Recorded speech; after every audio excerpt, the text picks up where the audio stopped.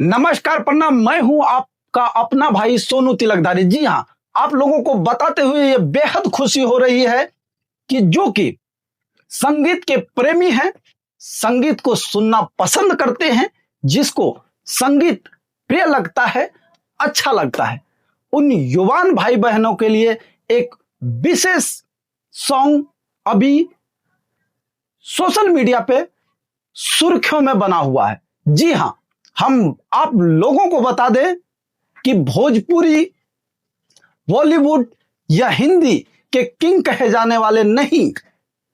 जी हां, हम बता दें कि भोजपुरी, बॉलीवुड के किंग कहे जाने वाले नहीं, यानी कि भोजपुरी के पवन सिंह कहे जाने वाले मगही के वो सुपर स्टार, वो चहेते जो कि आज लोगों के दिल पे राज कर रहे हैं, लोगों के सीने में बैठा हुआ है उनका चेहरा, उनकी वो आवाज, उनकी वो प्यारी गाने, उनका वो स्टाइल, उनका वो अंदाज। जी हां, तो हम बात कर रहे हैं मगही के पावर स्टार कहे जाने वाले रोशन रोही जी का एक बहुत ही बेहतरीन सॉन्ग आप सभी साथियों के लिए आ चुका है, जिसका नाम है कटीली कमर। अब जिस गाने में कमर हो और वो भी कटीली हो, तो इस कटीली कमर को आप लोग इतना प्यार और आशीर्वाद दीजिए, इतना दुआओं से भर दीजिए उस गानों को, ताकि वो बेहतर तो करते ही हैं, बेहतरीन भी कर सके। जी हां, तो हम बात कर रहे हैं रोशन रोही और अमरपाली दुबे जी। अमरपाली दुबे एक भोजपुरी के बहुत ही बेहतरीन एक्ट्रेस रह चुकी है, जो कि मगही में छोटे कलाकार रोशन रोही के साथ काम करने का ये दिलचस्प हिस्सा रखा है। और ये उन मगही से जो प्यार करते हैं उनके लिए ये एक बहुत ही सम्माननीय चीज है। जो कि देखिए, ऐसे होता क्या है, इसके पहले जो गाने आए थे रोशन रोही के, वो अक्षरा जी के साथ आए। उसके बाद जो गाने आए वो रितु सिंह के साथ आए। इस बार में ये तीसरा गाना है जो कि भोजपुरी के वो आबो हवा कहे जाने वाली अमरपाली दुबे जी के साथ है। तो आप लोग एक बार जरूर उस गाने को सुनिए और आप अपने रोशन भाई को प्यार और आशीर्वाद और दुआओं से भर दीजिए, ताकि वो अभी मगही में, अगर देखा जाए, वो मगही में इतने अच्छे अच्छे गानों को परोस रहे हैं, इतने अच्छे अच्छे चीजों को ला रहे हैं, जो कि एक लेवल का हो, जो कि भोजपुरी के लेवल का हो। देखिए, भोजपुरी और मगही का दोनों का आसमान जमीन का अंतर है, और उस फासलों को मिटाने का काम कर रहे हैं।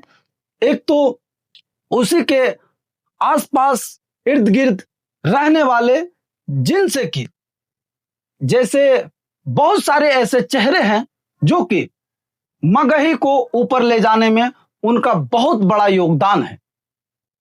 गुंजन सिंह हो गए, वो भी बहुत अच्छे अच्छे गाने मगही के उस जनता को दिया है जिसको कि मगही से प्यार है।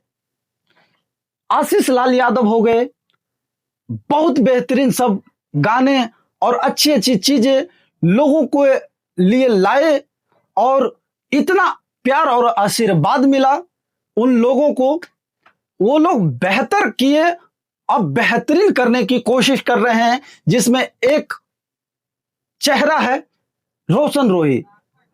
तो रोशन भाई, आपको पूरी मगही की जनता की तरफ से आपको दिल से सैल्यूट है कि आप लोग जब जब चीजें को, गलत चीजों को परोसते हैं दुनिया के सामने, तो उससे गलत उपदेश मिलती है। क्योंकि देखिए, आप लोग उस जगह पे हैं, आपको मगही या भोजपुरी के जनता आपको उस नजरिए से देख रहा है। आपकी एक एक चीज से लोग प्रेरणा प्रेरणा लेते हैं, अपने जीवन में परिवर्तन करने का काम करते हैं, अपने जीवन में उतारते हैं। तो आप लोग कोशिश कीजिए रोशन जी, या मगही के या भोजपुरी के जो भी छोटे बड़े गायक कलाकार हैं, वो हमेशा ये कोशिश कीजिए कि अच्छे चीजों को लाया जाए, अच्छे चीजों को दिखाया जाए, ताकि लोगों का अच्छा प्यार और सपोर्ट हमेशा हमेशा के लिए बना रहे। जी हां, हम आपको बता दें कि भोजपुरी में इतने अच्छे से अच्छे गायक हुए, इतने बुरे से बुरे गायक हुए, लेकिन उनमें से एक गायक है चांद जी। आप लोगों ने नाम सुना होगा चांद जी। चांद जी वो कौन है? जो कि मनी मिराज को अपने गानों में ले रखा था। जी हां, आप सोचिए, उसके पहले उनको कोई नहीं जानता था, लेकिन जब दुनिया जानी, उनके चीजों को देखा, उस पर विचार किया, तो बड़े सम्मान, भोजपुरी के गायकों में बड़े सम्मान और आदर के साथ उनका नाम लिया जाता है चांद जी का। क्योंकि भोजपुरी को उन्होंने चाहे कम वक्त दिया है, वो अलग मैटर है, लेकिन जितना भी उन्होंने दिया है वो बिल्कुल सही और सटीक दिया है। अच्छी चीजों को दिखाया है, अच्छे विचारधारा के साथ काम किया है, इसलिए उनका अच्छा नाम और ऐसो आराम। देखिए, जब आपको जनता का प्यार मिलने लगता है ना, तो पैसा आपके पीछे भागने लगती है। इसलिए कभी भी याद रखिएगा, गलत चीजों को आप लोग बिल्कुल नहीं दिखाइए, ताकि उसमें आपकी बदनामी हो, आपके परिवार की बदनामी हो, आपकी समाज की बदनामी हो। याद रखिएगा, जब लोगों का प्यार आपको मिलने लगता है ना, तो पैसा आपके पीछे पीछे पीछे पीछे चली आती है। आपको पैसा कमाने की जरूरत नहीं है, प्यार ही पैसा है। और देखिए, आप कितना ही पैसा वाला हो जाइएगा तो पैसा थोड़ी खाने लगेगा, खाइएगा तो भाई साहब अनाज ही ना। तो इसलिए कोशिश कीजिए, हर आदमी थोड़े थोड़े से कोशिश करने के बाद चीज अच्छी आने लगेगी, तो अच्छा विचारधारा लोगों के होने लगेंगे। जब से ये ढोंड़ी चोली भेन टेन दुनिया भर के लफड़े आए हैं ना, तभी से समाज में खरमंडल मचा हुआ है। और लोग जो है, देखिए पहले के समय क्या होता था, पहले के जो टाइम थे, एक दौर ऐसा हम लोगों ने जिया है, उस दौर को आज की जनरेशन क्या जिएगी। देखिए, जब चार भाई होते थे ना, जो उनकी बड़ी भाभी होती थी, तो उनके अगर छोटे भाई कोई होते थे, अगर माँ बाप मर जाते थे किसी कारणवश, सपोज कीजिए, तो उस समय की भाभियां ऐसी होती थी कि अपने सीने का दूध पिला करके वो अपने देवर को पाल लेती थी। लेकिन आज की जनरेशन में देवर भाभी के साथ, भाभी देवर के साथ बैठ चल बुल कहीं देख नहीं सकती है। आज का जनरेशन ऐसा बिगड़ा है, माहौल ऐसा गंदा हो गया है। और सिर्फ किन चीजों से, ये गाने, इंस्टाग्राम की उल्टी सीधी रील और यही सब चीजों, सोशल मीडिया का ही मान लो पूरा देन है। हालांकि देखिए, चीजें सोशल मीडिया पे अच्छी भी है, बुरी भी है, इसलिए हम चीज बनाने वालों को नहीं कह सकते हैं।